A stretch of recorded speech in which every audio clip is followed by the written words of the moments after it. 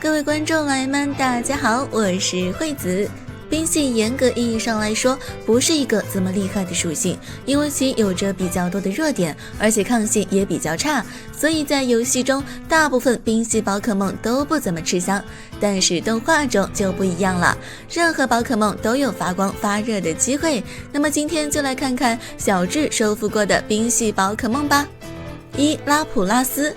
拉普拉斯是成龙的官方翻译，它是冰系和水系宝可梦，没有进化型或者退化型。在无印85级时，小智在橘子群岛的旅行中遇到了拉普拉斯，当时他被一群小混混围住欺负，小智让皮卡丘叫醒了他们之后，救出了拉普拉斯。通过乔伊小姐得知，这只拉普拉斯跟自己的同伴走散了，而且他还未成年。之前在橘子群岛的旅行中，未成年的拉普拉斯一直充当着交通工具，任劳任怨地载着小智一行人在各个岛屿间穿行。拉普拉斯很少被小智用作比赛或者对战，只有在必须用到它或者人手不够的时候才会让它上场，可能因为小智考虑到他年纪比较小，不擅长争斗的原因吧。不过他能够很认真地完成小智拜托他的任务。在无印86级，小智挑战下干道馆时，小智派出拉普拉斯和敦美的水箭龟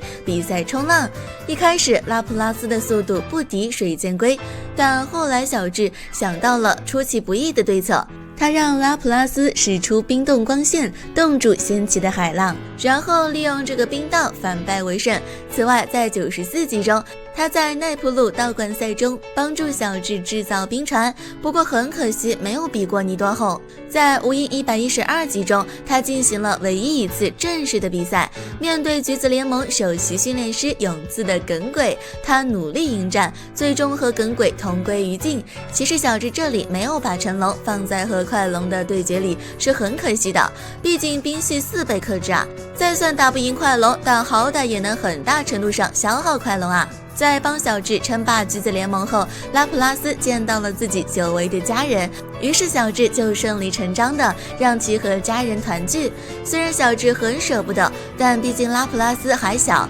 比起待在自己身边，还是回到他同伴身边更好一些。让人惊喜的是，在无印258级中，拉普拉斯再次回归，这时候他已经长大了不少。小智再一次骑上了他冲浪，快乐的时光总是短暂的，火箭队设计抓走了拉普拉斯的族群，在小智和拉普拉斯的合作下，火箭队被击败。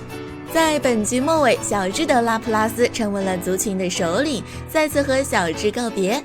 2. 冰鬼户。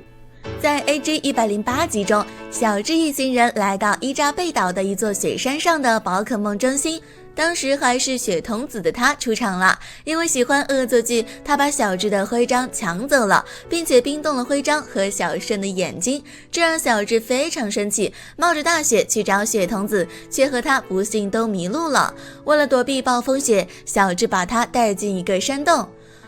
对，他们就是这样培养出了感情。在本集最后，小智通过对战打赢了雪童子，然后收服了他。雪童子被收服后也不改调皮的本性，从精灵球里出来后常常用冷风冻住小智，不过他还是能分得清主次的。面对发高烧的拉普拉斯，他很配合的和小圣一起照顾他。 AG 117级中，小智想要雪童子学会极冻光线，但是小智的训练方法不对，他不能熟练掌握这个技能，总会莫名其妙打偏，甚至2次打中了小智。 AG 122级，一个名叫罗伯的训练家只是稍微指点了一下雪童子，雪童子就立马顿悟学会了极冻光线，并进化成了冰鬼户。所以说训练家的能力真的很重要，而小智显然就有点弱了。冰鬼户的实力绝不算弱，进化后几乎没有败绩，出场甚至会带走对方一只宝可梦。在 AG 127级中，他单挑日向的喷火龙，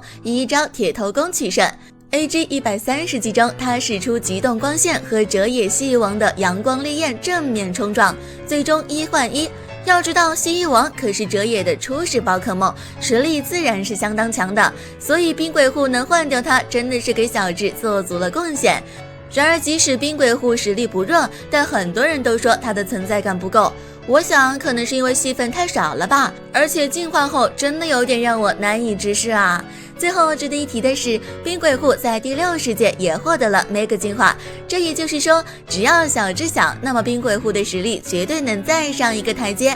好了，最后求关注，求关注。